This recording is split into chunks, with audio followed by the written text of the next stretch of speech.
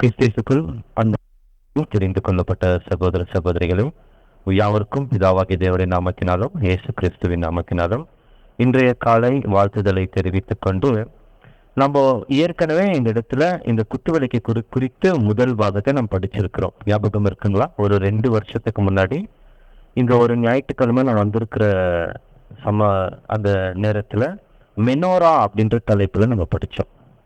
ஞாபகம் இருக்கா? சரி, அதோட தொடர் பாடம் தான் இன்றைய தினத்தில் நம்ம பார்க்க போறோம். ஒரு 2ஆம் பாகம் அது.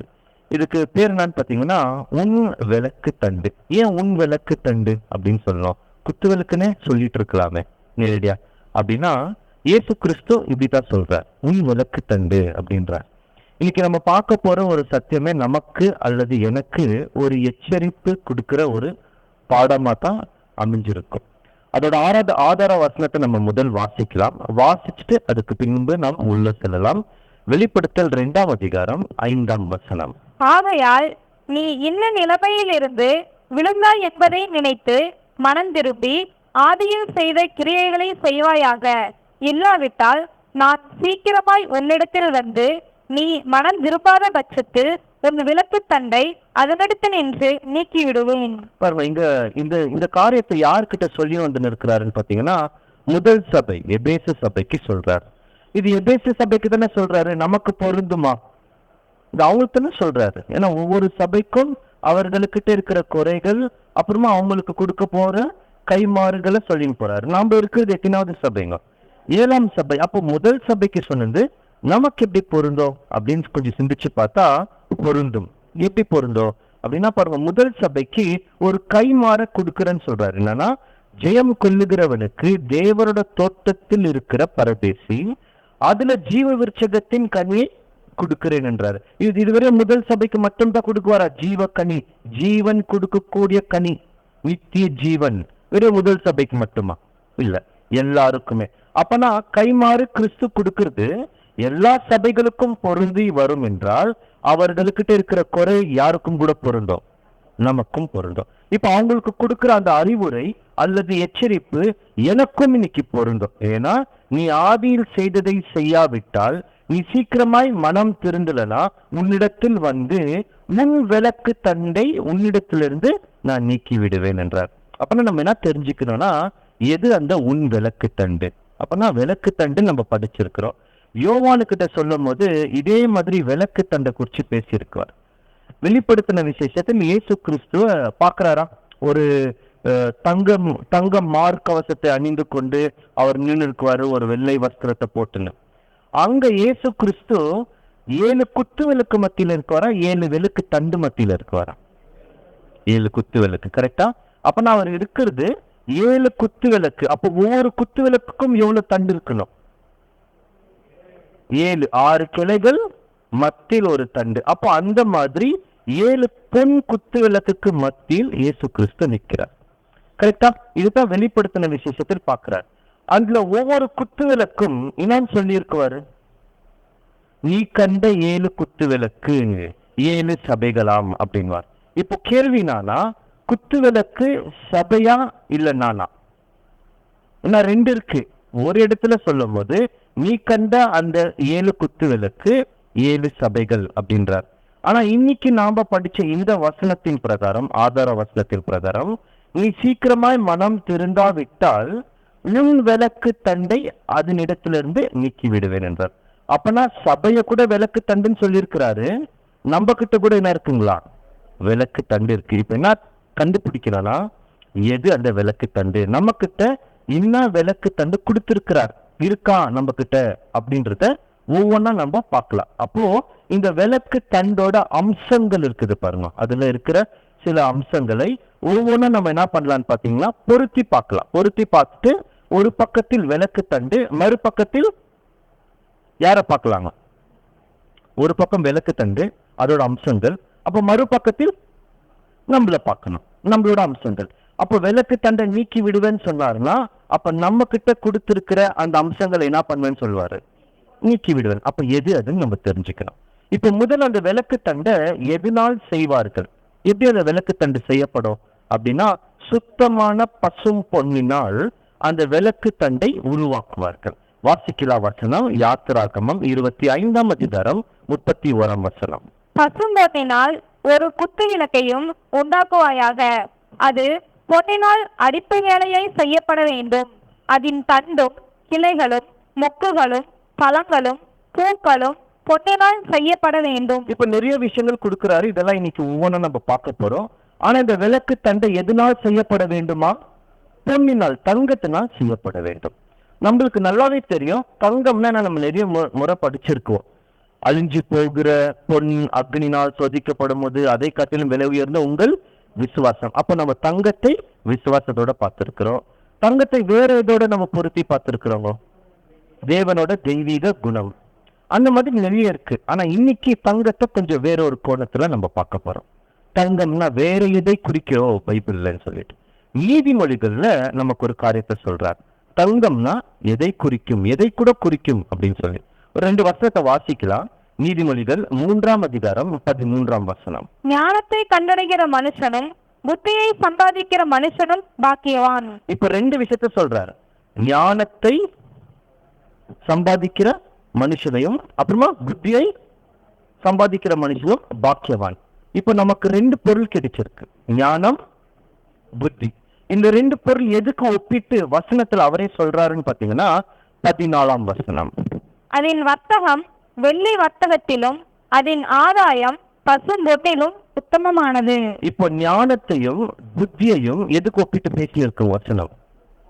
வெள்ளிக்கும் தங்கத்துக்கும் ஒப்பிட்டு பேசியிருக்கு. நம்ம எப்பவுமே நிழல் பொருள் பார்க்கும்போது ஒரு வார்த்தைக்கான அர்த்தம் பார்க்கும்போது அந்த வார்த்தை, உதாரணம் சொல்ற, தங்கம், விசுவாசம், இப்படி பார்த்திருக்கோமா?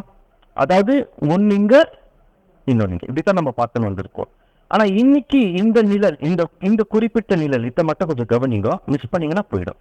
இன்னைக்கு பாக்குறது என்னன்னு பாத்தீங்கன்னா தங்கம், தங்கம், வெள்ளி, இது எதுக்கு ஒப்பிட்டு பேசின்னு வராரு? ஞானம், புத்தி. இப்ப ஞானம் புத்தினா நான் கண்டுபிடிக்கணும். அப்பதான் நம்மளுக்கு எல்லாம் என்ன ஆகும், மேட்ச் ஆகி வரும். உங்களுக்கே நல்லா தெரியும் ஞானம் புத்தி எதை குறித்து அல்லது யாரை குறித்து பேசப்பட்டிருக்கு. நல்லா தெரியலீங்களா? நீதிமொழிகள் 8ஆம் அதிகாரத்திலே நம்ம பார்த்திருக்கிறோம். ஞானம் கிறிஸ்துவை பத்தி தான் பேசப்பட்டிருக்கோம், புத்தியும் யாரை பத்தி தான் சொல்லப்பட்டிருக்கோம்? கிறிஸ்துவை பத்தி தான் பேசப்பட்டிருக்கோம். அப்பனா இயேசு கிறிஸ்துவை வேதம் என்னான்னு சொல்லுதுன்னு பாத்தீங்கன்னா தங்கம், வெள்ளி. புரியுதா? இப்போ இந்த குத்துவிளக்கு எதனால் செய்யப்பட்டிருக்கோம்? தங்கத்தினால் செய்யப்பட்டிருந்தா இருக்குதுன்னா நாம் எதனால் செய்யப்பட்டிருக்கணும்? கிறிஸ்துவால் உருவாக்கப்பட்டிருக்கலாம். புரிஞ்சுச்சா? வசனத்தை நீங்க வாசிடுங்க. 1 கொரிந்தியர் 1ஆம் அதிகாரம் 31ஆம் வசனம். அவரே தேவனால் நமக்கு ஞானமும் நீதியும் பரிசுத்தமும் மீட்புமானார். யாரு வந்த அவர்? இயேசு கிறிஸ்து. இப்ப திருப்பி வரலாம். அந்த விளக்கு தண்டு அது எதனால் செய்யப்படணும்? சுத்தமான தங்கம். இப்ப தங்கம் எதுக்கு கூட ஒப்பிட்டு பார்த்தோம் நம்ம? ஞானம், புத்தி. அந்த ஞானம் புத்தி யாரு? கிறிஸ்து, இயேசு கிறிஸ்து. அப்போ குத்து விளக்கு தங்கத்தினால் உருவாக்கப்படணும் என்றால் நாம கூட குத்து விளக்கு தானே. அப்ப நாம் எதனால் உருவாகி இருக்கணும்? கிறிஸ்துனால் உருவாயிருக்கணும். அப்ப நம்மள பார்த்தா தேவன் யார பார்க்கணும்? கிறிஸ்துவ பார்க்கணும். அப்ப கிறிஸ்து தங்கமா? ஆமா, அவர் தங்கம் தான். எப்படி சொல்லலாம்னா, நம்ம ஞானஸ்தானம் எடுத்து வந்த உடனே நமக்கு ஒரு வஸ்திரம் கிடைக்குது இல்லைங்களா? அந்த வஸ்திரத்துக்கு பெயர் என்ன அப்படின்னா நீதியின் வஸ்திரம், கரெக்ட் சொல்லுவோம். இன்னொரு இடத்துல சொல்லும் போது தேவனோட சாயலாக படைக்கப்பட்ட புதிய மனுஷனை தரித்துக் கொள்ளுங்கள், கரெக்டா? அப்ப நாம போடுகிற அந்த வஸ்திரத்துக்கு இன்னொரு பேர் என்னன்னு பாத்தீங்கன்னா புதிய மனுஷன்.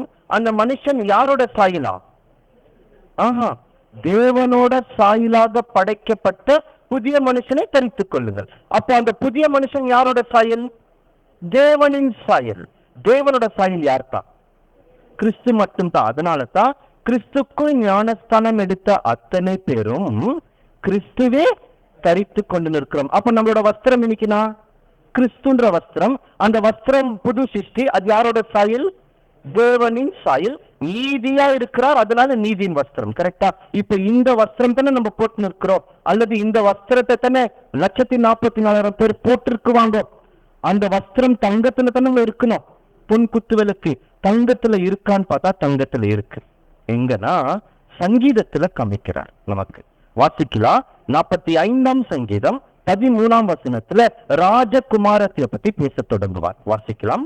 ராஜகுமாரத்தி உள்ளாக பூரண மகிமையுள்ளவள், அவள் உடை பொற்சரிகையா இருக்கிறது. யார் இந்த ராஜகுமாரத்தி?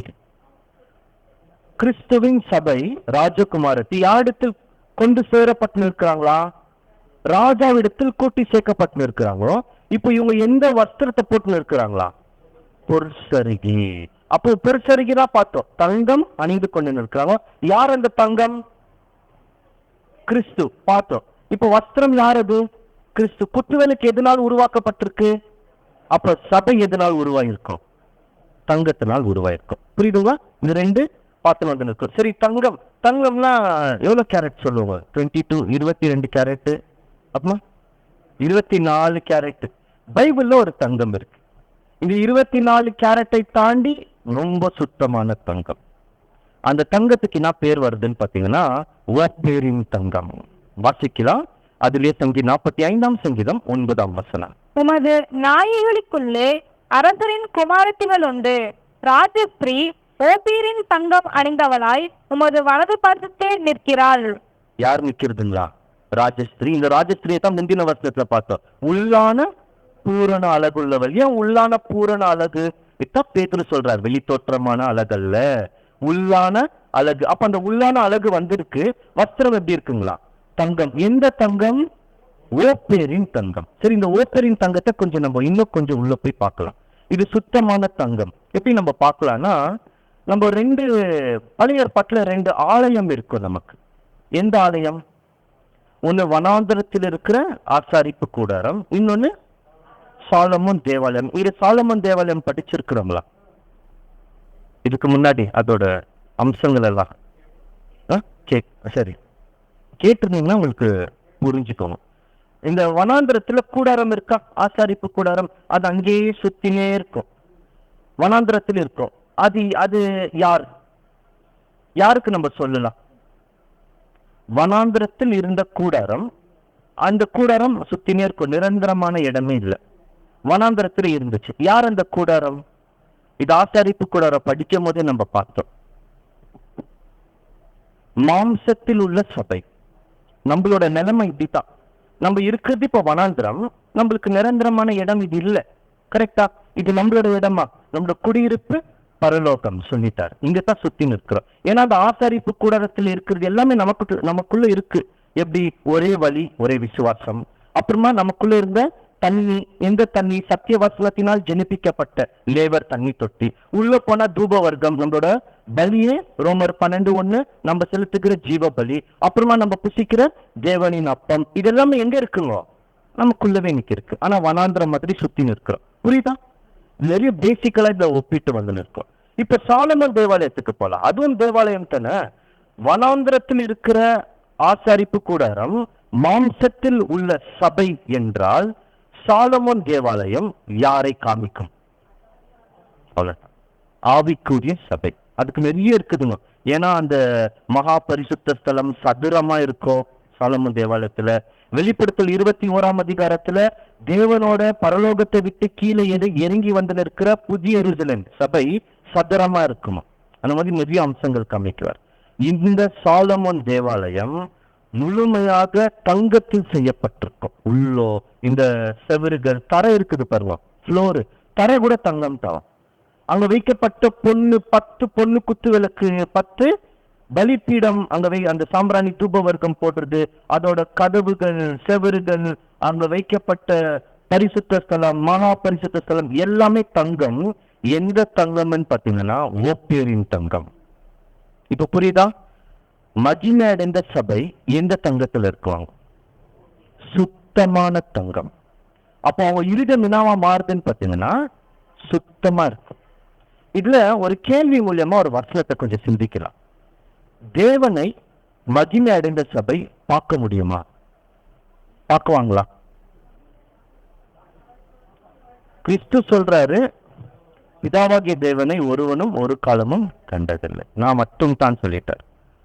144,000 பேர் பார்க்குவாங்களா? பார்க்க மாட்டாங்களா? எப்படி? கிறிஸ்து சாயலா மாறுறாங்க. தேவனை பார்க்கணும்னு எங்கன்னா வசனம் இருக்கணும், நம்மளுக்கு இருக்கு, வசனம் இருக்கு.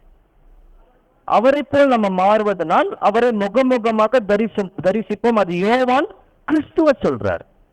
நான் கேட்கறது பிதாவாகிய தேவனை பார்க்க முடியுமா? பார்க்க முடியும். எப்படி பார்க்க முடியும்னா சிஸ்டர், கரெக்ட், மத்தேயு 5ஆம் அதிகாரத்துல சொல்றாரு பாருங்க, இருதயத்தில் சுத்தமுள்ளவர்கள் தேவனை தரிசிப்பார்கள். எபிரேயர்ல பவுல கோட் பண்ணுவார், சுத்தமுள்ள இருதயம் இல்லாமல் தேவனை ஒருவனும் காணக்கூடாது, பார்க்க முடியாது. அப்பனா சபை எதில் விருத்த சேதனம் செய்யப்பட்டிருக்கிறார்கள்? அப்ப அவங்க எதை பார்க்கணும்? தேவனை பார்ப்பாங்க. ஏன் தேவனை பார்ப்பாங்கன்னா, இங்க போட்டு இருக்கிற வஸ்திரம் என்னங்க? சுத்தமுள்ள பொன், ஓப்பேரின் தங்கம். யாருன்னா கிறிஸ்து. புரியுதா? இப்ப நம்ம திருப்பி அந்த அம்சங்களுக்கு வரலாம். அந்த குத்துவிளக்கு எதனால் செய்யப்பட்டிருக்கோம்? தங்கத்தினால். அப்ப நாம் எதனால் உருவாயிருக்கோம்? தங்கம். யார் அந்த தங்கம்? இயேசு கிறிஸ்துனால் உருவாயிருக்கும். இப்ப கவனிங்க, நீ மனம் திரும்பா விட்டால் உன் விளக்கு தண்டை உன்னிடத்திலிருந்து நான் எடுத்துருவேன்னா என்ன அர்த்தங்க? உனக்கு நான் கொடுத்த கிறிஸ்துன்ற வஸ்திரத்தை நான் எடுத்துருவேன் அர்த்தம். முடிஞ்சிச்சு. இப்ப கிறிஸ்துவோட வஸ்திரத்தை தேவன் எடுத்துட்டாருன்னா நான் எப்படி காணப்படுறேன்? நிர்வாணியா தான் இருக்கும். தான் சொல்றாரு, நீ ஆதியில் செய்ததை. எது அது ஆதியில் செய்தது அப்படின்னா, நம்மளோட வாழ்க்கை இருக்குது இல்லைங்களா? இந்த வாழ்க்கையிலே நம்ம ரொம்ப ரொம்ப பரிசுத்தமா இருந்தது நம்மளோட வாழ்க்கையிலே ஒரு 5 நிமிஷம். அப்பதான் யோசிச்சு பாருங்க, நம்ம எல்லாருமே நானே யோசிச்சு பார்க்கலாம். அந்த நேரம் எப்படி இருந்திருக்கும் நம்மளோட மனசு? அந்த நேரத்துல நம்மளோட சிந்தனை எப்படி இருக்கும்? நான் ஏன் ஞானஸ்தானம் எடுக்கிற? ஓ, தேவனோட உடன்படிக்கை நான் நிறைவேற்றணும், தன்னுடைய குமாரனோட சாயலாக நான் மாறணும், இதற்காகத்தான் நான் அழைக்கப்பட்டிருக்கிறேன், இதை நான் இந்த பொழுத்தனை நான் நிறைவேற்றணும், அதற்காக நான் என்னை ஒப்பு கொடுக்கிறேன்ற ஒரு சிந்தனை ஞானஸ்தானம் எடுத்திருக்கோம். ரொம்ப ரொம்ப பரிசுத்தமான தருணமா. அந்த தருணத்துல தான் கிறிஸ்துன்ற வித்து நம்மளுக்குள்ள உருவானார். ஆனா அந்த ஞானஸ்தானம் எடுத்த பின்பு இப்ப நம்மளோட சிந்தனை எப்படி இருக்க கொஞ்சம் யோசிச்சு பாருங்க. அதை மறந்துட்டு இருக்குவோம். ஒண்ணு, நம்மளுக்கு நிறைய விஷயங்கள் இருக்கும். அதனால இது என்ன இருக்கும்னு பாத்தீங்கன்னா வளராமல் போயிருக்கும். அதுதான் முள்ளில் மாட்டின கிறிஸ்துவின் சிந்தனைன்ற விதை மாட்டி அங்க சிக்கின்னு இருக்கு. வளர முடியாமல் பலவிதமான கவலைகள் நெருக்கி கொண்டு நிற்கு, வளர முடியல. புரியுதுங்களா நான் என்ன சொல்லின்னு வரேன்ட்டு? அப்போ இன்னைக்கு நம்மளோட மனநிலைமை எப்படி இருக்கோ பாருங்க. அன்னைக்கு ஞானஸ்தானம் எடுக்கும் போது இருந்த மனநிலைமை இன்னைக்கு இருந்துச்சுன்னா ரொம்ப நல்லது, தேவனுக்கு மகிமை. ஒருவேளை இல்லைன்னா அப்ப அந்த வசனம் நம்ம குத்தம் என்னன்னா, நீ ஆதியில் கொண்ட அன்பு இருந்துச்சா? ஞானஸ்தானம் எடுக்கும் போது தேவன் மேல அன்பு, அந்த அன்பு என்ன பண்ணிட்டுக்கிறோமா? விட்டுட்டு இருக்கிறோம். நீ சீக்கிரமாய் மனம் திருந்தாவிட்டால் உன்னிடத்தில் இருக்கிற விளக்கு தண்டை அதனிடத்திலிருந்து நான் நீக்கி விடுவேன். அப்பனா எதை முதல் எடுக்கிறேன்னு சொல்லிட்டாரு? வஸ்திரத்தை முதல் எடுத்துருவார். அப்ப எடுத்தா நிர்வாணி ஆயாச்சு. சரி, அடுத்து இந்த குத்து விளக்கு அடுத்து எப்படி உருவாக்குவாங்கன்னு பாத்தீங்கன்னா, அடிப்பு வேலையால் உருவாக்கணும். சம்மட்டில அடிச்சுதான் உருவாக்கணும். இந்த சம்மட்டில அடிக்கிறது அதுக்கு முன்னாடி என்ன பண்ணலான்னு பாத்தீங்கன்னா, இந்த குத்து விளக்கு நாம தாவா எப்படி உறுதியா சொல்லலாம் அப்படின்றத இன்னும் கொஞ்சம் உள்ள போய் பார்த்துட்டு வரலாம். இந்த குத்து விளக்கோட வேலை என்ன? அது என்ன வேலை செய்யணும்? குத்து விளக்கு வெளிச்சத்தை கொடுக்கிற வேலை தான் குத்து விளக்கோட வேலை. கரெக்டா? இப்ப நம்மளோட வேலை என்னவா இருக்கும்? அத்த யாத்திராகமத்துல சொல்வார், அதோட வேலை வெளிச்சத்தை கொடுக்கிற வேலை. இதெல்லாம் கொஞ்சம் முன்னாடி போலாம், இதுவும் முன்னாடி போயிடலாம். சரி, இதோட வேலை வெளிச்சத்தை கொடுக்கிற வேலை. நம்மளோட வேலை அதே வேலை தான். மத்தேயு 5ஆம் அதிகாரம் 14ஆம் வசனத்துல சொல்றாரு என்றால், நீங்கள் உலகத்துக்கு வெளிச்சமா இருக்கிறீர்கள். மலையின் மேல் இருக்கிற பட்டணம் என்னவா இருக்காதுங்களா? மறைந்திருக்காது. மலைன்னா நம்மளுக்கு தெரியும், கிறிஸ்துவின் ராஜ்யத்தின் மேல் கட்டப்பட்ட சிறு பட்டணம். அது எப்படி இருக்கணுமா? வெளிச்சமா இருக்குமா? ஏன்னா இந்த உலகமே இருளு, அது மறைந்திருக்காது. அப்பனா நாம கூட இந்நாட்டுக்கு தான் அழைக்கப்பட்டிருக்கிறோம், வெளிச்சம் கொடுக்க அழைக்கப்பட்டிருக்கிறோம். குத்து விளக்கோட வேலைன்னா வெளிச்சத்தை கொடுக்கணும். அப்ப குத்து விளக்கு இஸ் ஈக்குவல் டு யாருமா? புரியுதா? அப்ப அந்த குத்து விளக்க எப்படி உருவாக்கணும்னா அடிச்சு உருவாக்கணும். எதுல அடிக்கணும்? சம்மட்டில அடிக்கணும். அது வேற சம்மட்டில அடிச்சா உருவாயிடுமா? இல்ல, நெருப்பும் இருக்கணும். அப்ப நெருப்பும் தேவை, சம்மட்டியும் தேவை. நம்ம நிறைய சந்தர்ப்பத்துல நீங்க படிச்சிருக்குவீங்க, நம்மளுக்கு வர உபத்திரவம் கஷ்டங்கள் இதெல்லாம் பார்த்திருக்கோம். ஆனா இன்னைக்கு இந்த சம்மட்டி இந்த நெருப்புனா என்னான்ட்டு தேவன் இன்னொரு கோணத்திலும் சொல்றார். வாசிக்கலாம். எரேமியா 23:29. என் வார்த்தை அக்கினியை போலும் கண்மலையை நொறுக்கும் சம்மட்டியை போலும் இருக்கிறதல்லவோ என்று கர்த்தர் சொல்லுகிறார். அவரோட வார்த்தை எப்படி இருக்கா? நெருப்பும் அவரோட வார்த்தை தான், சம்மட்டியும் அவரோட வார்த்தை தான். அப்பனா சம்மட்டி நம்ம மேல விழணும். அப்ப எது நம்ம மேல விழணும்? அவரோட வார்த்தை நம்ம மேல விழணும். அது விழுந்தா நம்ம என்ன ஆகணும்னு பாத்தீங்கன்னா ஒடிக்கப்படணும், நெருங்குண்ட ஆவியா மாறணுமா. ஒடிச்சு நம்மள உருவாக்குற ஒரு வேலையை தான் தேவன் எடுத்து செஞ்சுன்னு இருக்கிறார். அதை எப்படி நம்ம புரிஞ்சுக்கலாம் அப்படின்னா, பேதுருவின் முதல் பிரசங்கம் கொஞ்சம் கவனிச்சு பார்த்தோம்னா, முதல் பிரசங்கத்துல போய் பேசுறாரு. 3000 பேர் மனம் திருந்தினாங்க. திருந்தினவர்கள் என்ன சொல்றாங்கன்னா, இருதயத்தில் குத்தப்பட்டு நாங்கள் என்ன செய்யணும்னு கேட்கிறாங்க இல்லைங்களா. ஏன் அவங்க மேல என்ன விழுந்தது? சம்மட்டின்ற வசனம் விழுந்தது. ஒடிஞ்சாங்க. உருவானாங்க. அப்பனா இந்த குத்து விளக்கை தேவன் எப்படி உருவாக்குறாருனா, தன்னுடைய வசனங்களை கொண்டு உருவாக்குறார். சரி, வசனம் கொண்டு உருவாக்குறாருன்னா பைபிள் இருக்கு நம்ம வீட்டுல, நம்ம எடுத்து படிக்கிறோம், நிறைய வசனங்கள் உள்ள போது. அப்போ அந்த வசனங்கள் சில நல்ல இலைப்பாறுதலான வசனங்களும் இருக்கும், சில நேரத்துல அடிக்கிற மாதிரி வசனங்கள் கூட இருக்குமா? அந்த வசனம் நம்மளுக்கு பிரயோஜனமாகணும். உள்ள போகிற வசனம் நம்மளுக்குள்ள கிரியை செய்ய தொடங்கணும். எப்படி? விசுவாசம். எப்படி விசுவாசம்? விசுவாசம் கேட்கறதுனால வரும். எதை கேட்கறதுனால? தேவனின் வசனங்களை கேட்கறதுனால. அப்போ கேட்கறது மட்டும் அல்லாமல் கை கொள்ளணும். அப்ப சம்மட்டி நம்ம மேல என்ன இருக்குதுங்க? அடிச்சு இருக்கு. சரி, தேவன் யாரை அடிக்க மாட்டார் அப்படி கேட்கலாம். இந்த வசனத்தை விட்டுருங்க, படிக்க வேணாம். தேவன் யாரை அடிக்க மாட்டார். தேவனோட சம்மட்டி யார் மேல விழாது. 2 ஆப்ஷன். உலக ஜனங்கள், இன்னொன்னு உடன்படிக்கை செய்தவர்கள். யாரு மேல தேவனோட சம்மட்டி விழாது? சரி, வேற மாதிரி பார்க்கலாம். தேவனோட பிள்ளைகள், தேவனோட பிள்ளைகள் அல்லாதவர்கள், 2 குரூப். தேவனோட சம்மட்டி யார் மேல விழாது?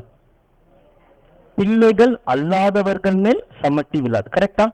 அப்ப பிள்ளைகள் மேல் சம்மட்டி விழும். நம்ம மேல சம்மட்டி விழலன்னா என்ன அர்த்தம்? வாசிக்கலாம். எபிரேயர் 1 அதிகாரம். இன்னைக்கு கூட நம்ம மண்ணால படிச்சு எபிரேயர் 12:11.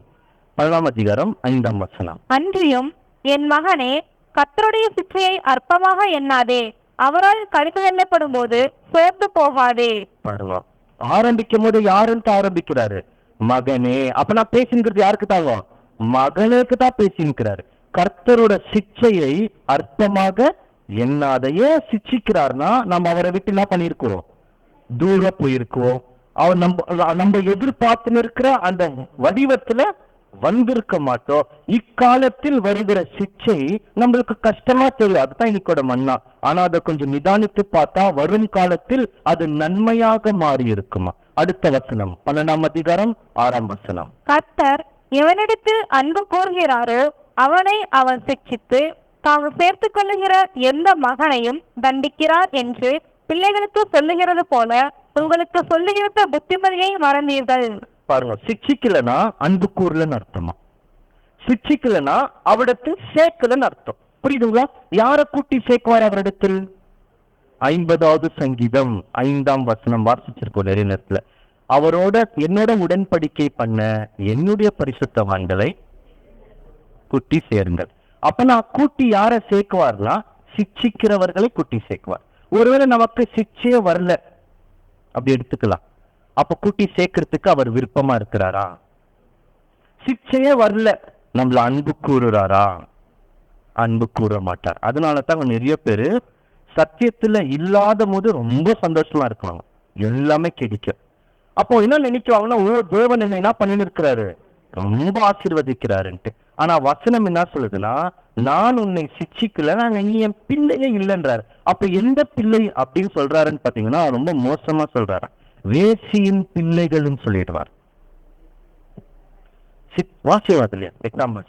எல்லாருக்கும் கிடைக்கும் சிற்றை உங்களுக்கு கிடையாதிருந்தால் நீங்கள் புத்தகங்களாய் இராமல் வேசி பிள்ளைகளாய் இருப்பீர்களே. என்ன சொல்லிட்டாருன்னா, நீங்க என்னோட பிள்ளைகள் இல்ல. நீங்க சும்மா உத தழுவுல என்ன என்னான்னு கூப்பிடலாம், அப்பான்னு கூப்பிடலாம். நான் உங்களை என்னான்னு கருதல, மகன் பிள்ளைகள்னு கருதல. அப்பனா இந்த சம்மட்டி அடி யார் மேல் விழும்? பிள்ளைகள் மேல் விழும், நேசிக்கிறவர்கள் மேல் விழும், கூட்டி சேர்க்கிறவர்கள் மேல் விழும். ஒருவேளை தேவன் நேசிக்கல, கூட்டி சேர்க்கல, பிள்ளைகள் என்று கருதலன்னா அவங்க மேல சுத்தி விழுமா? சம்மட்டி விழாது. இப்ப அந்த திருப்பி அந்த குத்து விளக்குக்குள்ள போலாம். தங்கத்தில் செய்யப்பட்டிருக்கணும், மறுபக்கத்தில் நாம் கிறிஸ்துவால் உருவாக்கப்பட்டிருக்கிறோம். அதை செய்யணும்னா அதுக்கு எது விழணும்? சம்மட்டி விழணும். ஒருவேளை உன்னிடத்தில் இருக்கிற குத்து விளக்கு தண்டை நான் அதனிடத்துல இருந்து நீக்கி விடுவேன்னு சொன்னாரு இல்லைங்களா? நீக்கி விட்டா இந்த சம்மட்டி விழுமா? அப்ப நம்ம எந்த பிள்ளைகளா மாறிட்டு இருக்கோம்? அப்போ இதையும் எடுத்துருவாராம். ஏன்னா வஸ்திரத்தை எடுத்துட்டாலே நம்மளை யாரும் கருத மாட்டார், தெரியுங்களா? தேவனோட பிள்ளைகளும் கருத மாட்டார். ஒண்ணு வேணாம், நம்மள இன்னைக்கு ஏன் தேவனோட பிள்ளைகள்னு சொல்றாருன்னு பாத்தீங்கன்னா, நாம் தேவனோட ஒரு மகா பெரிய பிள்ளை இருக்கிறார் கிறிஸ்து. அவரை போட்டு இருக்கிறதுனால நம்மள பார்க்கும் போது யார பாக்குறாரு? கிறிஸ்துவ பாக்குறாரு. வஸ்திரத்தை கழிட்டா நான் நிர்வாணமா இருப்பேன், நீ என் பிள்ளை இல்லைன்னு சொல்லுவார். அதனாலதான் சம்மட்டி அடி விழாது, பிள்ளை ஸ்தானத்தை எடுத்துருவார். அப்ப குத்து விளக்கு எடுக்கிறேன்னா வஸ்திரத்தை எடுத்துறார், பிள்ளை ஸ்தானத்தையும் என்ன பண்றாரு? எடுத்துறார். இது நமக்கு தேவையா என்பதை நான் சிந்திச்சு பார்க்கலாம். அடுத்தது அதுல என்ன இருக்கணும் அப்படின்னு சொல்றாருன்னு பாத்தீங்கன்னா, வாசிக்கலாம். அதுல 33ஆம் வசனம். ஒவ்வொரு கிளையிலே வாதுமை கொட்டைக்கு ஒப்பான 3 மொக்குகளும் 1 பழமும் 1 பூவும் இருப்பதாக குத்துவிளக்கில் இருந்து புறப்படும். போதும். இப்போ நம்ம இந்த குத்து விளக்கு எப்படி இருக்குன்னு தெரியும். 6 கிளைகள் இருக்கும், மத்தியில் ஒரு தண்டு இருக்கும். இதுல எல்லாமே என்ன வரும்னு பாத்தீங்கன்னா, மொக்கும் பூவும் பழமும் இருக்கும். இது வாதுமை கொட்டைக்கு ஒப்பா இருக்கும். வாதுமை கொட்டை தெரியும் இல்லைங்களா? நம்ம சாப்பிடுவோம் இல்லைங்களா, அந்த பாதாம், அதுக்கு ஒப்பா இருக்கும். இப்ப நம்ம என்ன பண்ணலான்னு பாத்தீங்கன்னா, அந்த இந்த மாதிரி இதுல 3 வரும். 1 மொக்கு, அடுத்தது அங்க வர பூ, அப்புறமா ஒரு பழம். இந்த வாதுமை மரம் அல்லது இந்த மொக்கு, பூ, பழம், இது ஒரு ப்ராசஸ், படிப்படியா நடக்கும் இல்லைங்களா? மொக்கு வந்த பின்பு தான் என்ன வரணும்?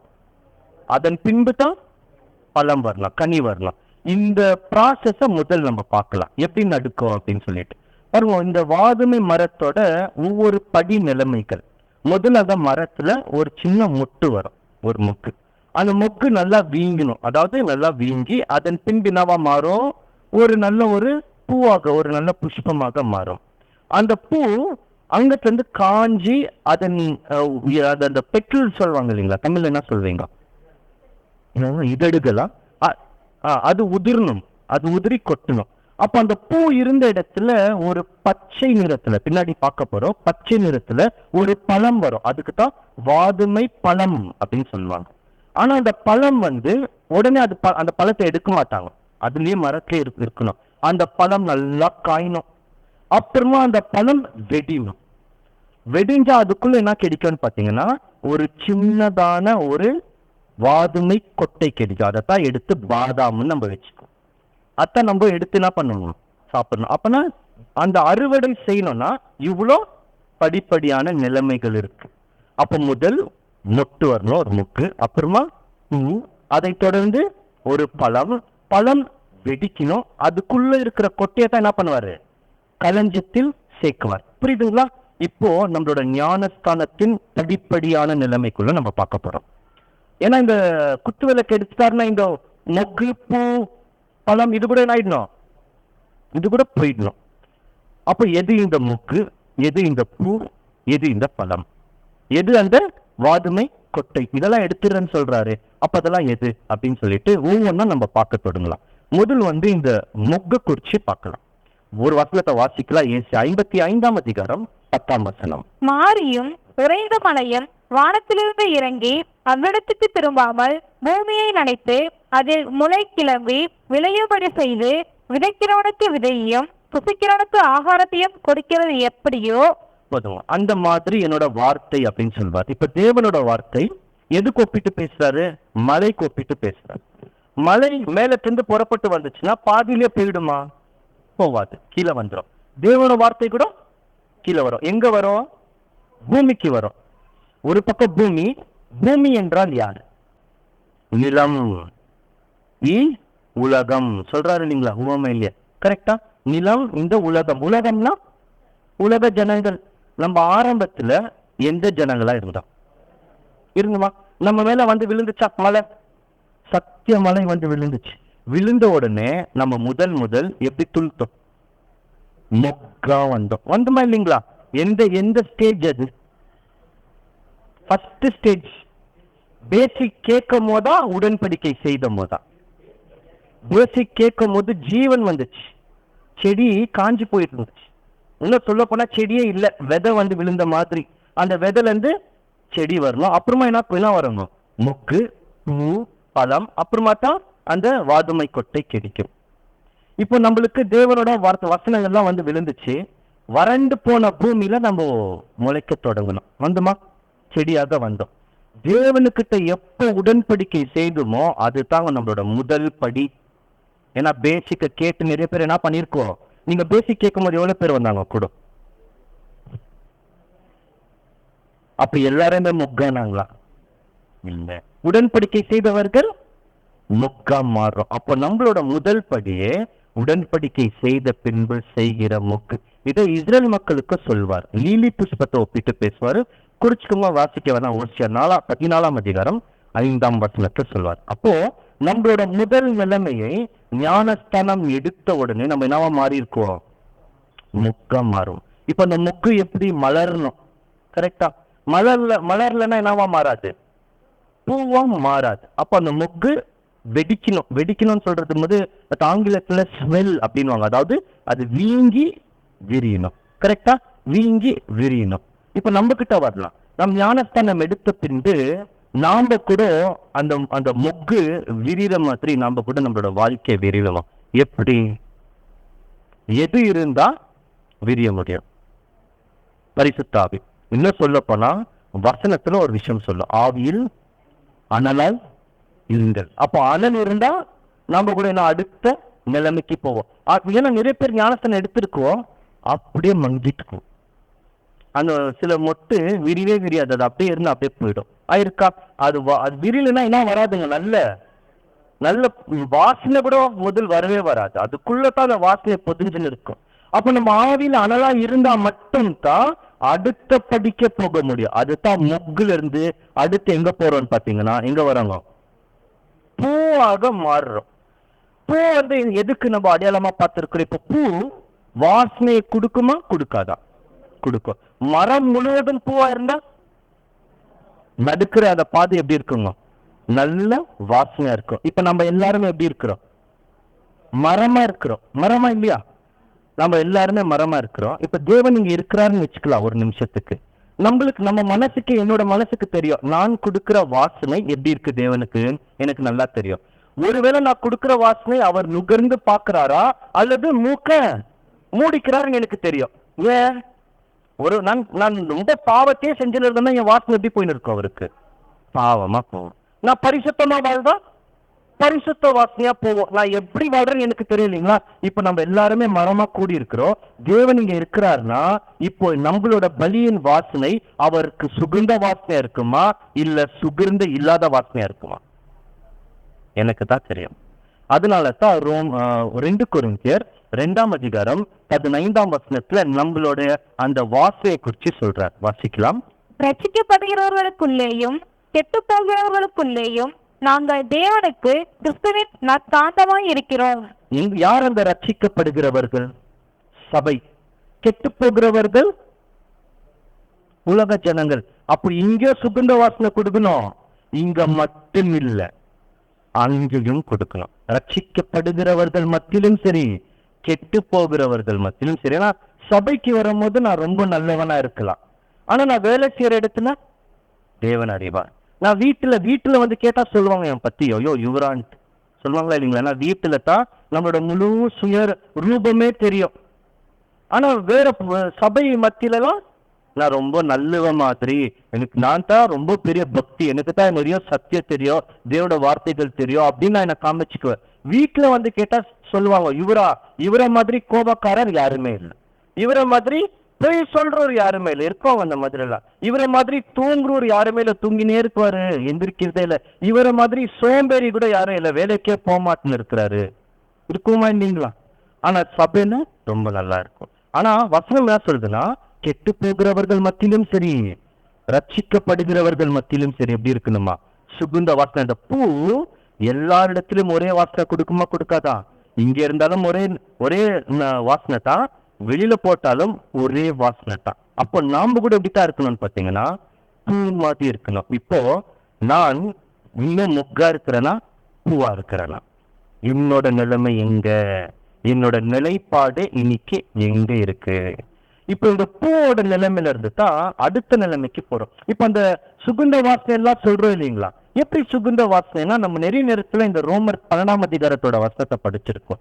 பிரியமான சகோதரர்களை, தேவனுக்கு உங்கள் சரீரங்களை ஜீவ பலியா கொடுங்க. இன்னொரு ஜீவ பலி அப்படின்னா அந்த வார்த்தையை கவனிக்கும், பரிசுத்தம். புரியுதா? ஒரு வார்த்தை வாசிக்கிறீங்களா? வாசிங்க, ரோமர் 12:1.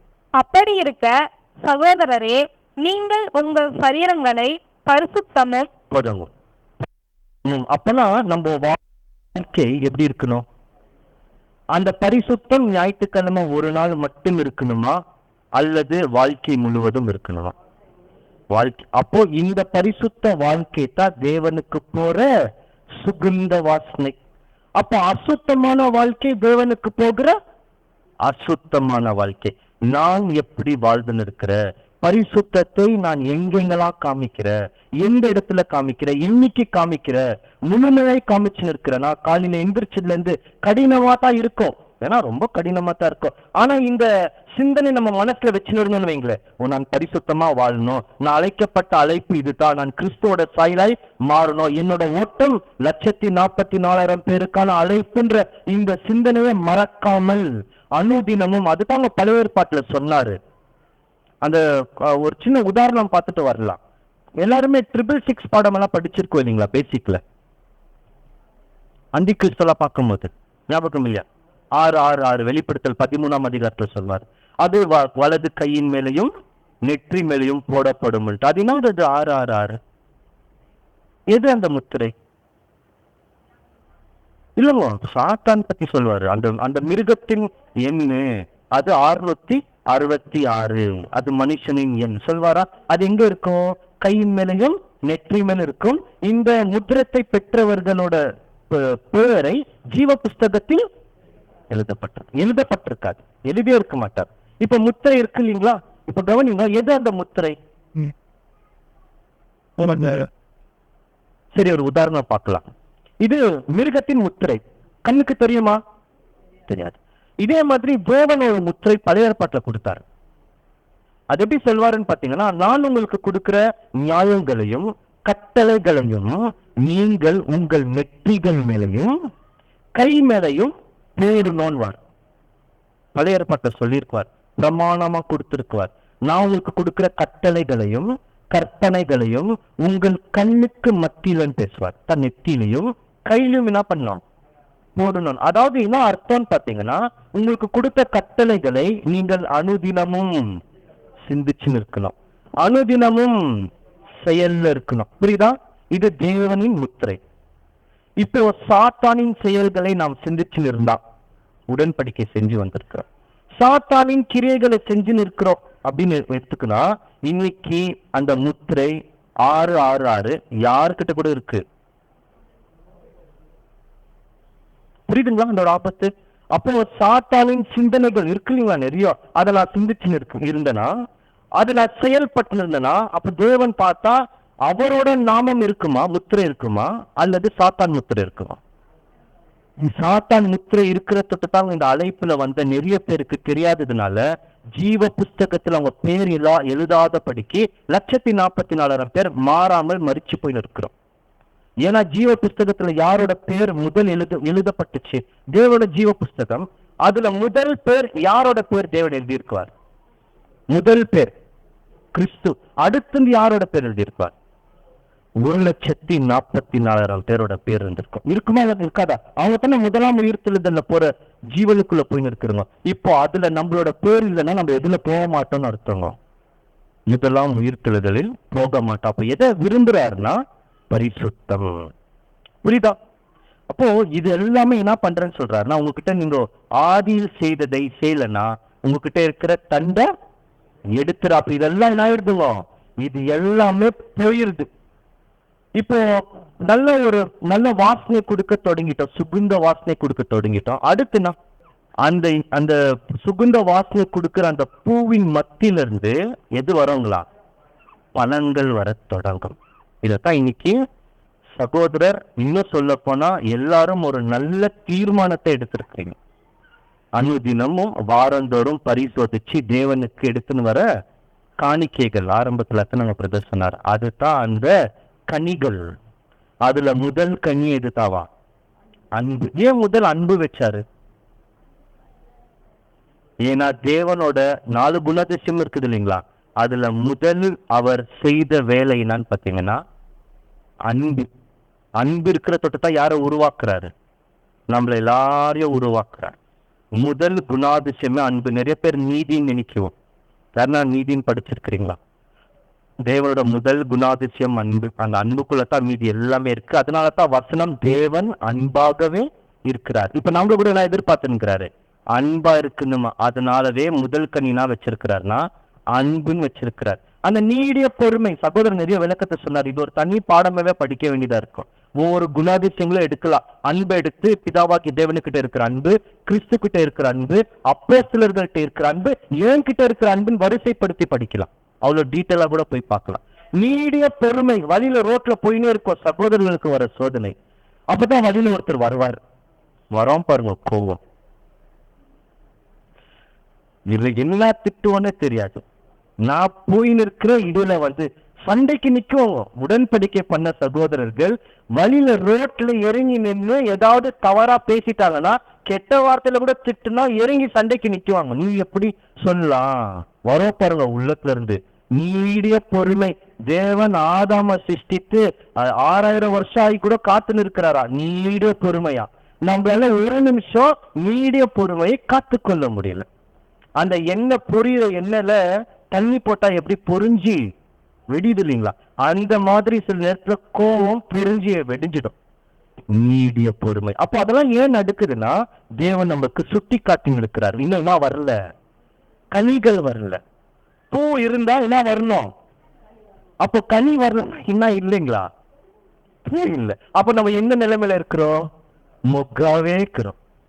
மொக்காவே மொக்காவே இருந்து மொக்காவே போயின்னு இருக்கிறோம். கனிகளே வராத நிலைமையில இருக்கிறோம். ஒவ்வொரு கனியும் தேவன் எதிர்பார்த்து இருக்கிறார். அதனாலதான் கனி கொடுக்காத எந்த மரமும் கோடாலியானது வேரில் அடிக்கப்பட்டிருக்கு. ஏற்கனவே அடிச்சு வச்சுட்டார.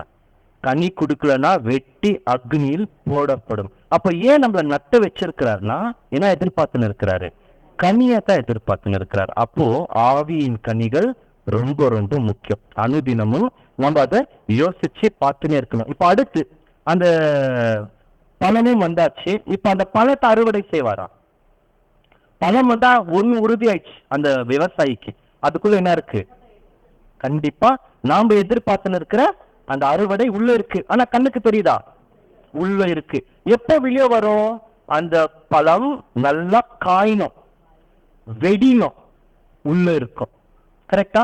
இப்ப நம்ம கிட்ட ஒருவேளை கனி கொடுக்கிற நிலைமைக்கு வந்துட்டோம்னு வைங்க, தேவன் உடனே நம்மள பரலோகத்துக்கு எடுத்துட்டு வரா இல்ல. எது வரைக்கும் விடுவாரு? அந்த பழம் காஞ்சி போற மாதிரி நம்மளோட ஜீவன் கூட கடைசி வரைக்கும் வாழணும், அதுலயே ஊறணும். அப்புறமா அந்த பழம் வெடினும், நாம் மறிக்கணும். அதுக்குள்ள ஒரு கொட்டை எடுக்கிற மாதிரி நம்மளை ஆவிக்குரிய சரீரத்திலிருந்து அவர்கிட்ட சேர்த்துக்குவார். அதத்தான் 1 கொரிந்தியர் 15ஆம் அதிகாரத்தை சொல்றார். வாசிக்கலாம். 1 கொரிந்தியர் 15ஆம் அதிகாரம் 42ஆம் வசனம். மரித்தோரின் உயிர்த்தெழுதலும் அப்படியே இருக்கும். அழிவுள்ளவை விதைக்கப்படும், அழிவில்லாதவை எழுந்திருக்கும். 44. ஜென்ம சரீரம் விதைக்கப்படும், ஆவிக்குரிய சரீரம் எழுந்திருக்கும். இப்ப எது அவர் களஞ்சத்துல சேர்க்கிறாரு? ஜென்ம சரீரமா ஆவிக்குரிய சரீரம்? அந்த ஆவிக்குரிய சரீரம் இப்ப எங்க இருக்கு? உள்ள இருக்கு. ஆனா பழத்துக்குள்ளதான் இருக்கும், பூக்குள்ள இல்ல. கரெக்டா? பூக்குள்ள விதைதான் இருக்கும். அப்பழம் வந்தா உள்ள என்ன இருக்குதுமா? உள்ள வந்தாச்சுன்னா அப்ப நம்ம கனிகளை கொடுக்கிறோம்னா நம்மளை நட்ட வச்ச பிதாவாக தேவன் என்ன தெரிஞ்சுக்குவாருன்னா, இவங்களுக்குள்ள இப்ப என்ன வந்தாச்சு, நான் எதிர்பார்த்து இருக்கிற அந்த புது சிருஷ்டி உள்ள உருவாயின் வந்து நிற்கு. விடு, கனி நல்லா காயிட்டோம். அப்படியே எடுத்தா என்ன ஆயிடாது, அந்த வாதுமை கொட்டை முழுமை வந்திருக்காது. அது முழுமையா காஞ்சி வெடிஞ்சாதான் வாதுமை கொட்டை முழுமைக்கு வரும். அப்ப இந்த கனிகளையே நம்மளை விட்டுடுவார் இந்த உலகத்துல. இன்னும் நல்லா என்ன ஆகணுங்க, இன்னும் நல்லா வளர்ந்துனே வந்து கடைசி வரைக்கும், கடைசியில அது வெடிகிற மாதிரி நம்மளுடைய ஜென்ம சரீரம் விதைக்கப்பட்டு உள்ளத்துல நிலா கிடைக்குது இந்த வாதுமை கொட்டை ஆவிக்குரிய சரீரம். அதைத்தான் எதுல சேர்த்துக்கிறாரு, களஞ்சத்துல சேர்த்துக்கிறார். இப்போ அந்த குத்து விளக்குல 3 இருந்துச்சு. எது? மொக்கு. அது எந்த நிலைமை? ஞானஸ்தானம். அடுத்து பூ. அது எந்த நிலைமை? நல்ல வாசனை கொடுக்கிறது. அந்த வாசனை கொடுக்கிற இடத்துல எது கூட வரும்? பழம் கூட வரும். ஆனா அந்த குத்து விளக்குல 3 தான் காமிக்கிறார். மொக்கு, பூ, வாதுமை கொட்டை. அந்த வாதுமை கொட்டை தான் எதுல சேர்க்குவாரு? அதுதான் ஆசாரிப்பு கூட இடத்துல காமிச்சாரு. முதல் பிரகாரம் மொக்கு. நாம் ஞானஸ்தானம் எடுத்த நிலைமை. அங்கத்துல என்ன இருக்கு? லேவர் தண்ணி தொட்டி. அடுத்து அங்கத்துல இருந்து பரிசுத்த ஸ்தலம், பூ, நல்ல சுகந்த வாசனை வரக்கூடிய இடம். எது? பரிசுத்த ஸ்தலம். அங்கதான் என்ன இருக்குதுங்க? தூப வர்க்கம் இருந்துச்சா? அதை தொடர்ந்து மகா பரிசுத்த ஸ்தலம். யார் மட்டும் தான் போக முடியும்? யார்? பிரதான ஆசாரியர் கிறிஸ்து. அவருக்கு பின்னாடி யார் மட்டும் போக முடியும்? கிறிஸ்துவின் 1,40,000 பேர் வாதுமை கொட்டை போல் மாறுகிறவர்கள். அவங்க தான் எதுல சேர்க்கப்படுவாங்க? களஞ்சத்துல. இப்போ இந்த இவ்வளவு இருக்கா இந்த விளக்கு தண்டுல, இந்த விளக்கு தண்டுல இருந்து நீ சீக்கிரமாய் மனம் திருந்தாவிட்டால் நம்மளை பார்த்து சொல்றாரா, நான் திருந்தலனா எதெல்லாம் எடுத்துறேன்றாரு. இவ்வளவு விஷயங்கள் இருக்கு தருவோம். இதெல்லாம் நாம் இழந்து போகலாமா? கிறிஸ்துவின் வஸ்திரத்தை முதல் நீக்கி விடுறார். அப்புறமா நீக்கி விட்டா நம்ம தேவனோட புத்திரர்களோட ஸ்தானத்தை என்ன விடுறோம்? இழந்து விடுறோம். அதனால நாம் செய்த உடன்படிக்கை பிரயோஜனம் இல்லாத போது நம்மளோட அடுத்த நிலைமை, நாம் பூவாக மாறி சுகுந்த வாசனையம் கொடுக்க முடியாது.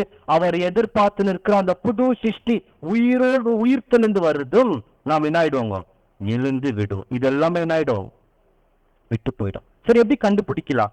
இன்னைக்கு நான் எழுந்து நிற்கிறேனா இந்த வாய்ப்பை, அல்லது இன்னும் என்கிட்ட அந்த வாய்ப்பு இருக்கா அப்படின்றது 2 ஒரு உதாரணத்துல கண்டுபிடிச்சிடலாம். எப்படின்னு பாத்தீங்கன்னா, முதல் இந்த பாருங்க, இந்த குத்து விளக்கு. இந்த கணக்கு உங்களுக்கு தெரிஞ்சிருக்கும்னு நினைக்கிறேன். இன்னும் ஒரு தடவை நம்ம பார்க்கலாம். ஒவ்வொரு கிளைகளையும் வாதுமை பழத்துக்கு ஒப்பாக மொக்கும், பூவும், அப்புறமா வாதுமை கொட்டையும், அந்த பழமும் என்ன இருக்கும்? 3 இருக்கும். இந்த மாதிரி இருக்கா? 3. அப்பனா ஒவ்வொரு கிளைகள்ல எவ்வளவு வரும்? 3 3 எவ்வளவு வரணுங்க? 9 வரும். கரெக்டா? அப்போ 6 கிளைகள்ல எவ்வளவு இருக்கும்?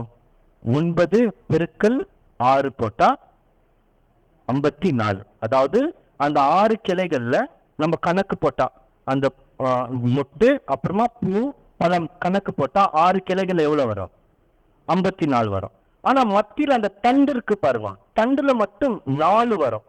கிளைகள் எவ்வளவு வரும்? 3 வரும். தண்டுல 4 வாட்டி வச்சிருக்குவாரு இந்த மாதிரி. இங்க 1 2 3 4. சரியா? அப்போ வாதுமை கொட்டைக்கு ஒப்பான மொக்கு, பூ, பழம் 4 இருக்கு. அப்ப 4 பெருக்கல் 3 போட்டா எவ்வளவு வரும்? 12. சரியா? இந்த 54ஐயும் மேல இருக்கு பாருங்க, 54ஐயும் 12ஐயும் ஒன்னா கூட்டுனா நமக்கு என்ன வரும்னு பாத்தீங்கன்னா 66. இது உங்களுக்கே தெரியும் என்னான்ட்டு. நம்ம கையில் இருக்கிற 66 புஸ்தகங்களோட வெளிப்பாடு நம்மை விட்டு போய்விடும். அநேக நேரத்தில் பைபிள் படிக்குவோம், புரியவே புரியாது. நாம என்ன புரிஞ்சுக்கணும்னா, நம்ம கிட்ட இருக்கிற விளக்கு தண்டையெல்லாம் என்ன இருக்கு? போயின்னு இருக்கு. வசனம் புரியலன்னா அப்பதான் நம்ம கிட்ட என்ன இல்லைன்னு அர்த்தம். ஒண்ணு தண்டு போயின்னு இருக்கு, அல்லது தண்டே போயிட்டு இருக்கும். அதுவும் இப்போ இன்னும் டீட்டெயிலா கூட காமிக்கிறார். பழைய ஏற்பாட்டுல எவ்வளவு புஸ்தகம் இருந்துச்சு? 39 இருந்துச்சு இல்லைங்களா? இந்த ஒரு பக்கத்துல இருக்கிற அந்த 3 கிளைகளையும் தண்டையும் நீங்க கணக்கு போட்டு பார்த்து பாருங்க, வீட்டுல போய் 39 வரும். மறுபக்கத்துல போட்டீங்கன்னா சரியா 27 வரும். இன்னொரு பக்கத்துல போட்டீங்கன்னா கரெக்டா 27 வரும். ஒரு பக்கம் 39, இன்னொரு பக்கம் 27. நம்மளோட பழைய ஏற்பாடு புஸ்தகம் கூட எவ்வளவுக்கா?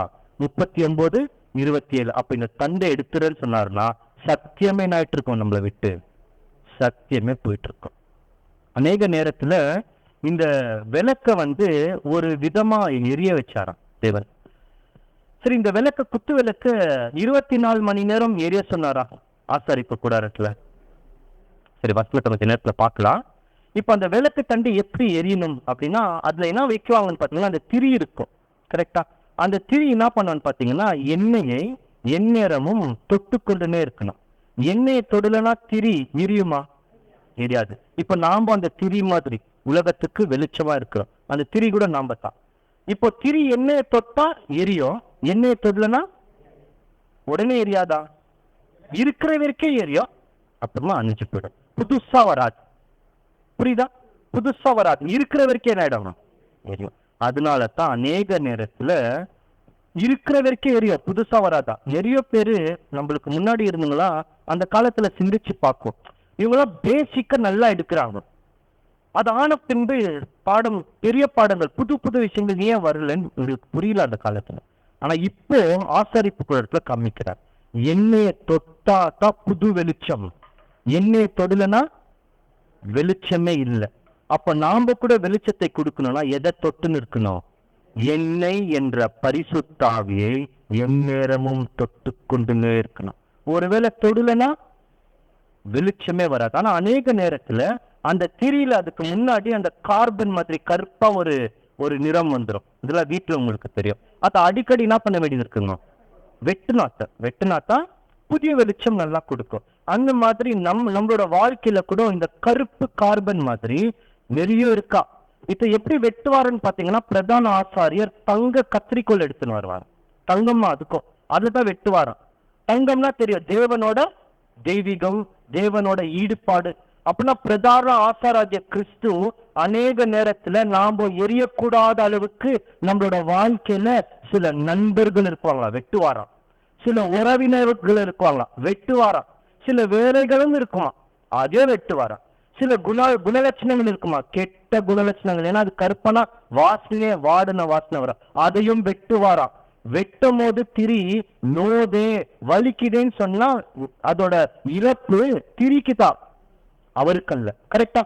ஏன்னா இதுதான் வெளிச்சம் கொடுக்கலாம். அப்ப நம்மளையும் சில நேரத்துல வெட்டுவாரு, நாம கூட நோதே வலிக்குதுன்னு சொன்னா நஷ்டம் யாருக்குதான் பாத்தீங்கன்னா எனக்கு தான் அந்த நஷ்டமா இருக்கும். ஏன்னா அவரோட நோக்கம் என்னன்னா நம்ம வெளிச்சத்தை கொடுக்கணும். என்னோட நோக்கம் என்னன்னு பாத்தீங்கன்னா நான் பூமியில இருக்கிற வரைக்கும் சந்தோஷமா இருக்கணும். இப்ப நம்ம எந்த நோக்கத்துக்கு இசைவாய் போனோம் அதெல்லாமே நம்மளோட உடன்படிக்கையில இருக்க, இதெல்லாம் சிந்திச்சு பார்க்கணுமா? சரி, இப்ப நம்ம என்ன பண்ணலாம்னா 2 உதாரணத்தை பார்க்கலாம். இன்னும் கொஞ்சம் உள்ள போனா தேவன் இப்போ அந்த வெற்ற விஷயத்த பார்க்கணும். 2 ராஜாக்கள், ஒன்னு சவுல் ராஜா, இன்னொன்னு தாவீது ராஜா. உங்களுக்கு தெரியும், சவுல் ராஜா தப்பு செய்றாரு, திருப்பி சாமுவேல் சொன்ன உடனே அவர் ஏன் தண்டனைக்குள்ள போயிட்டாருன்னா அவருக்கு என்ன வரலங்க, உணர்வுள்ள இருதயம் வரல. அவர் செஞ்ச தப்பை என்ன பண்ண தொடங்கிட்டாரு, நியாயம் படுத்த தொடங்கினார். நான் பண்றதே இதற்காகத்தான் சொன்னாரா? இப்போ ஒரு பக்கம் சவுல், இன்னொரு பக்கம் தாவீது. இவரும் தவறு செய்யறாரு. நாத்தான் சொன்னா அவர் என்ன பண்ணிட்டாரு, திருந்திட்டார். இப்ப நம்மள எடுத்து பார்க்கலாம், அதே நிலைமையில தூக்கி பார்க்கணும். நாம கூட அநேக தவறுகள் செய்யறோம். தேவனோட வசனங்கள் அல்லது சகோதர சகோதரிகள், சில நேரத்துல உலக ஜனங்கள் கூட, குடும்பம் கூட, தேவன் கழுதை வச்சு கூட சத்தியத்தை பேசிட்டு வர பேசுவார் இல்லைங்களா? அப்பனா எந்த இடத்துல இருந்தும் நமக்கு என்ன வரும்னு பாத்தீங்கன்னா ஆலோசனை கொடுக்கப்படும். நாம அதை நீ சொல்லி நான் கேட்கணுமா, இதோ யோசிக்க கூடாதான். அடுத்து என்னன்னு பாத்தீங்கன்னா, எனக்கே இவ்வளவு வருஷம் நான் சத்தியத்துல இருக்கிறேன், நீ என்ன பண்ணிருக்கிற, இன்னும் சத்தியத்திலே வரல. ஒண்ணு, சத்தியத்துல இப்பதான் வந்திருக்கிற. 2, நீ உலகத்துல இருக்கிற, நீ எல்லாம் எனக்கு என்ன பண்ணாத, அட்வைஸ் பண்ணாத அப்படின்னு நம்ம சொல்லணும்னா நிதானமா நிறுத்தி கொஞ்சம் யோசிக்கணும். இந்த இருக்கிற ஆலோசனை சத்தியத்துக்கு இசைவா இருக்கா, நான் பண்ணி இருக்கிறது தப்பா, இதை நான் திருத்திக்கணுமா, நான் செய்யறது தேவனுக்கு பிடிக்காத ஒரு குணமா, நான் இது பண்றதுனால என்னோட அப்பா மனசு கஷ்டப்படுமா, துக்கப்படுமா, அது எல்லாம் யோசிக்குமா புது சிருஷ்டி, புது சிந்தனை. ஒருவேளை அது யோசிச்சு ஆமா நான் செய்யறது அப்பாவுக்கு மனசு கஷ்டப்படுதுன்னா என்ன பண்ணிடுவாங்களா, உடனுக்குடனே விட்டுவிடும், நியாயம் படுத்தாது. அதனால தான் தாவீது என் இருதயத்துக்கு ஏற்றவன் சொன்னாரு. சவுல விய வச்சார். ஏன்னா சவுல் அதை அறிக்கை செய்து விட்டு விடல, தாவீது அறிக்கை செய்து விட்டு விட்டார். தேவன் அவருக்கு நமக்கு கிட்ட கொடுத்த பரிசுத்தாவை எடுத்துருவாரா? எடுத்துருவார். அதனால்தான் தாவீது ஜெபம் பண்றார். 51ஆம் சங்கீதம் 11ஆம் வசனத்துல, தேவனே உங்களுடைய பரிசுத்தாவி என்கிட்ட இருந்து என்ன பண்ணாதீங்க, எடுத்து போடாதீங்க. ஏன்னா தாவீதுக்கு எது நல்லா தெரியும், தேவனால் எடுத்து போட முடியும். எடுத்து போட்டிருக்கிறாரா? யாருக்குன்னா போட்டிருக்கிறார். சவுலுக்கு பரிசுத்தாவி எடுத்து எதை அனுப்புனாரு? பொல்லாதாவி அனுப்புனாரா? அப்ப தேவனால் கூடும். அப்ப நம்ம கிட்ட இருக்கிற பரிசுத்தாவி எடுத்து எதை அனுப்ப முடியும்? அந்த பொல்லாத ஆவி வந்தா பொல்லாததே செய்வோம். சண்டை போடுவோம், பிரிவினைகள் உண்டாக்குவோம், மார்க்க பந்தங்களை உண்டாக்குவோம், சத்தியத்தை மாத்தி மாத்தி சொல்வார்கள். இதெல்லாம் ஏன் நடக்குதுன்னு பாத்தீங்கன்னா, தேவன் எதை எடுத்துட்டாரு, எது உள்ள வந்திருக்கு புரிஞ்சுக்கணும். அப்ப நம்ம பொல்லாத ஆவிகள் இருக்கிறவர்கிட்ட கூட என்ன பண்ண முடியாது, ஐக்கியத்தையும் வைக்க முடியாது. இருளுக்கும் வெளிச்சத்துக்கும் சம்பந்தம் ஏது? இதெல்லாம் கேட்கிறார். இப்போ இப்ப வச்சிருக்கிறாரு. இதோட வேலை என்னன்னு பாத்தீங்கன்னா, வெளிச்சம் கொடுக்கிற வேலை. இன்னும் கொஞ்சம் முன்னாடி போலாம், சில வசனங்கள்லாம் பார்க்கலாம். இப்போ இந்த குத்து விளக்கை எது வரைக்கும் எரிய வைக்கணும், அந்த வசனத்தை வாசிக்கலாம். யாத்ராகமம் 27:21. ஆரோனும் அவன் குமாரரும் சாயங்காலம் தொடங்கி விடியற்காலம் மட்டும் கர்த்தருடைய சன்னிதானத்தில் அந்த விளக்கை எரிய வைக்க கடவர்கள். எது வரைக்கும் எரிய வைக்கணுங்களா? சாயங்காலத்திலிருந்து காலையில வரைக்கும் மட்டும் தான் எரிய வைக்கணும். புரியுதுங்களா? நம்ம என்ன நினைச்சிருக்கோம் பார்த்தீங்கன்னா, ஆசாரிப்பு கூடத்துல என்ன பண்ணணும், அப்போ தூக்கின்னு போகும்போது ஒரு இடத்துல இருந்து இன்னொரு இடத்துக்கு போகும்போது அவங்க என்ன பண்ணணும், அணிக்கணும்.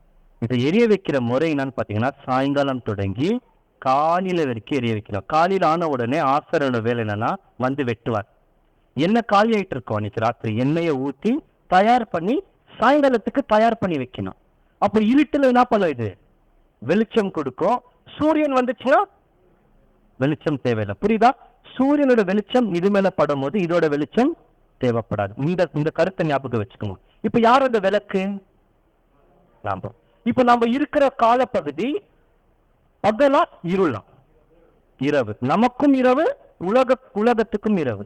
சூரியன் வருதுன்னா யார் வரணும்?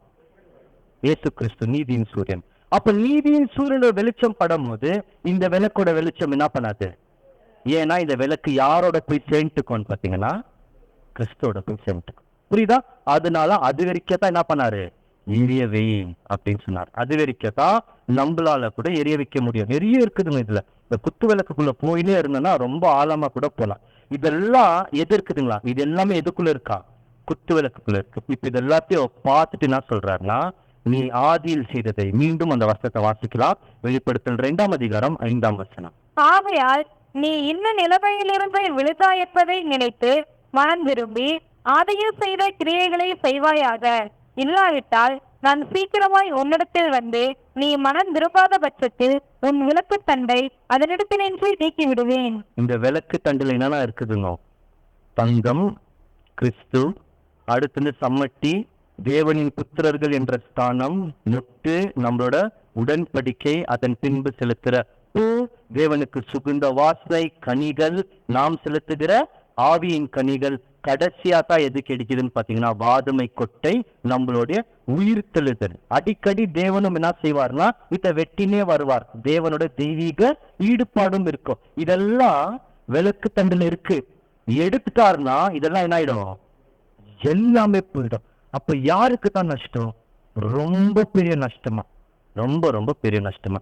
அதனால்தான் ஒருவன் கோபுரத்தை கட்ட மனதா இருந்தால் செல்லும் செலவை கணக்கு போட்டு பார்க்கணும். நம்மளாம் வந்துட்டோம், இப்ப எவ்வளவு செலவு செஞ்சுன்னு இருக்கிறோம், ஏற்கனவே என்ன பண்ணிட்டோம், கணக்கோ பார்த்துட்டோம். எதை நம்ம செலவு செய்யணும்? ஜீவனே செலவு செய்யணும். அத்தான் உடன்படிக்கையில இருக்கு. தேவனே உமக்காக நான் எதை கொடுக்கிற, என் ஜீவனை கொடுக்கிற. இனி வாழ்வது நான் அல்ல, நான் மரித்து உங்களுக்காக நான் உயிர்ப்பிலிருந்து வாழ வந்துட்டு ஏற்கனவே சொல்லிட்டோமா? அப்பனா நம்ம இது எல்லாமே என்ன பண்ண வேண்டியது இருக்குதா, செலவு செய்ய வேண்டியது இருக்குதா. இதுக்கு கிறிஸ்து ஒரு உவமை வடிவமா சொல்றார். இந்த படத்தை பார்த்தா உங்களுக்கு தெரியும் இது எது சொல்றாரா. நீங்கள் இந்த உலகத்துக்கு உப்பா இருக்கிறீர்கள். ஏன்னா உப்பு தானும் கெட்டு போகாது, மற்றதும் கெட்டு போகாத படிக்கு பாதுகாக்கும். அப்ப நான் உப்புனா நான் கூட கெட்டு போக கூடாது, என்னை சுத்தி இருக்கிற நண்பர், குடும்பத்தார், வேலை செய்கிற இடம், சபை மக்கள் அவங்களும் என்ன ஆகக்கூடாது, கெட்டு போகாதபடி பாதுகாக்கிற வேலை யாரோட வேலை? உப்போட வேலை. அப்பனா இன்னொருத்தரோட வேலைகள் இதுதான் இருக்கா? நம்ம பண்றோமா? அதுவும் யோசிக்கணும். பண்ணலன்னா எப்படி? நம்ம பண்றோமா பண்ணலான்னு எப்படி தெரிஞ்சுக்கலான்னு பாத்தீங்கன்னா, அந்த வசனத்திலே சொல்றாரு, உப்பானது சாரமற்று போனால் அது கெட்டு போயிடும், மற்றதையும் கெட்டு போகாதல இருந்து பாதுகாக்க முடியாது. இப்போ நான் கெட்டு போயிருந்தேன்னா நான் எதுல, உப்பு ஆயிட்டு இருக்கு, சாரமற்று போயிருக்கு. நான் மற்றவர்களையும் கெட்டு போகாதபடிக்கு பாதுகாக்கணும், அது ஒரு வேலை இருக்கு. எப்படி? இப்ப வீட்டுல இருக்கிறோம், ஒருத்தவங்க தப்பு செய்யறாங்க, நம்ம ஒரு சில நேரத்துல என்ன பண்ணுவோம், சொல்லி காமிக்குவோம். கேட்குவாங்களா? கேட்க மாட்டாங்க. இப்போ அதே மாதிரி நமக்கும் வர சோதனை, நாம நல்லதை செய்யணுமா? அப்ப என்ன நடக்கும்னா, நம்மளை பார்த்து அவர்கள் கற்றுக்கொள்வார்கள். நடக்குமா நடக்காதா? அப்ப உப்பு கெட்டு போகல, பண்ணி காமிக்குது, அதை பார்த்து அவங்க என்ன பண்றாங்க, கற்றுக்கொள்கிறார்கள். இது எல்லா இடத்துலயும் செய்யணுமா? இப்ப நானே கெட்டு போயின்னு இருக்கிறேன், அதாவது நானே தப்பு செய்யறேன், அவங்க என்ன சொல்லுவாங்க, இவரா ஞாயிற்றுக்கிழமை ஒரு நாள் போவாருங்க பைபிள் எடுத்துக்குன்னு சத்தியம்ட்டு, ஆனா இங்க மட்டும் வந்து பார்த்தா தான் தெரியுது இப்படி இருக்கிறாருன்னு சொல்றாங்களா இல்லைங்களா? உலகத்துல விட்னஸ் கொடுக்குவாங்க அந்த மாதிரி, கெட்ட விட்னஸ். அப்ப நம்ம என்ன இருக்கிறோம்னா, நானும் கெட்டு போயின்னு இருக்கிறேன், மற்றவர்களும் கெட்டு போகாத படிக்க பாதுகாக்க என்னால முடியல. அப்ப சாரமற்று போயிருக்கிற அந்த உப்பை எங்க போடுவேன்னு சொல்றாரு, எடுத்துன்னு போய் வீதியில் கொட்டி அதை என்ன பண்ணுவாங்களா, ஜனங்கள் நடுக்கிறதுக்கு தொடங்கிடுவாங்க. எங்க கொட்டுறன்றாருன்னா வெளியே தூக்கி போட்டுன்றார், அவ்வளவுதான். இதே மாதிரி கிறிஸ்து அவர் உவமை பேசி இருக்கிறார், உப்பு சாரமற்று போனா வெளியே தூக்கி போட்டுடு. இதே மாதிரி ஒரு உவமை சொல்றார், கல்விய விருந்துக்கான உவமை. அதுல கூட அந்த மனுஷன் எது இல்லைன்னு பாருங்க. தேவன் குத்து விளக்குல முதல் எது வச்சிருக்கிறாரு, அது இல்லைன்னா எங்க போட்டுறாரா, தூக்கி வெளியே போட்டுடு. உள்ள இருக்கலாம், சபை ஐக்கியத்துல இருக்கலாம், நான் கன்வென்ஷன்ல நான் இருக்கலாம், ஆனா தேவனோட அழைப்புல இருந்து வெளியே இருக்கு, அவ்வளவுதான். அப்போ அது தேவனுக்கு மட்டும் தான் தெரியும். அப்போ மீண்டும் நாம் எதை யோசிக்கணும்னு பாத்தீங்கன்னா, அதனால தான் சொல்றாரு, உன்னிடத்தில் எனக்கு ஒரு குறைவுண்டு. அப்போ நம்ம கிட்ட ஏதோ ஒரு குறைவா பார்த்துன்னு இருக்கிறாரு. எந்த குறைவுன்னு பார்த்தா, ஆதியில் செய்த அன்பு நம்ம கிட்ட என்ன இல்லைங்களா, இல்ல. எந்த அன்பு? ஆதினா நம்மளோட ஆரம்பம். எது நம்மளோட ஆரம்பம்? அப்ப ஞானஸ்தானம் எடுக்கும்போது தேவன் மேல அன்பு இருந்துச்சா? அந்த அன்பு இப்போ இருக்கா? அதே மாதிரி இருக்கா? அதோட அதிகரிச்சிருக்கா? அதோட கம்மியா இருக்கா? எப்படி தெரிஞ்சுக்கலாம் அப்படின்னா, பழைய ஏற்பாட்டுல தேவனுக்கு கீழ்ப்படினோம். எப்படி ஜனங்கள் கீழ்பட்டு காமிக்குவாங்கன்னா, நியாய பிரமாணத்துக்கு கீழ்பட்டால் தேவனுக்கு கீழ்படுற மாதிரி. புதிய ஏற்பாட்டுல கிறிஸ்துக்கு கீழ்பட்டால் தேவனுக்கு கீழ்படுற மாதிரி. இப்ப கிறிஸ்து நிறைய பிரமாணங்கள், கட்டளைகள், கற்பனைகள் கொடுத்துட்டு போயிருக்கிறாரா? அவரோட வசனங்கள் எல்லாம் இருக்கா? இன்னைக்கு நான் கீழ்பட்டிருந்தா நான் தேவனுக்கு கீழ்பட்டிருக்கிறேன், கீழ்படலன்னா தேவனுக்கு நான் கீழ்படவில்லை. அந்த அன்பு பார்த்த இடத்துல வந்து பார்க்கலாம். நான் உடன்படிக்கை செய்யும் போது எனக்கு பிதாவாகிய தேவன் மேல இருந்த அன்பு இப்போ இருக்கா? எப்படி கண்டுபிடிக்கலன்னா கீழ்படிகள். அப்போ கீழ்பட்ட பாருங்க, அந்த ஒரு நிமிஷம் அதே மாதிரி இருக்கா, அதோட மேல இருக்கா, அதோட கீழே இருக்கா என்பதை நான் சிந்திச்சு பார்க்கலாம். ஒருவேளை கீழே இருந்துச்சுன்னா இந்த வசனத்துல நம்ம கிட்ட பேசுறார், ஆதியின் செய்ததை நீ சீக்கிரமா என்ன பண்ண, திருப்பி செய். இல்லைன்னா நான் வந்து உன்னிடத்தில் இருக்கிற விளக்கு தண்டை அதனிடத்திலிருந்து நீக்கி போட்டுட்டா நஷ்டம் நமக்கு தான். ஏன்னா அதுல அவ்வளவு விஷயங்கள் இருக்கு. அதை எழுந்து போகாத படிக்கு அதை பற்றி கொண்டு தேவனிடத்தில் சென்று சேர அவர் தாமே நம்மை அனைவரையும் ஆசீர்வதிப்பாராக. நன்றி. ஆமென்.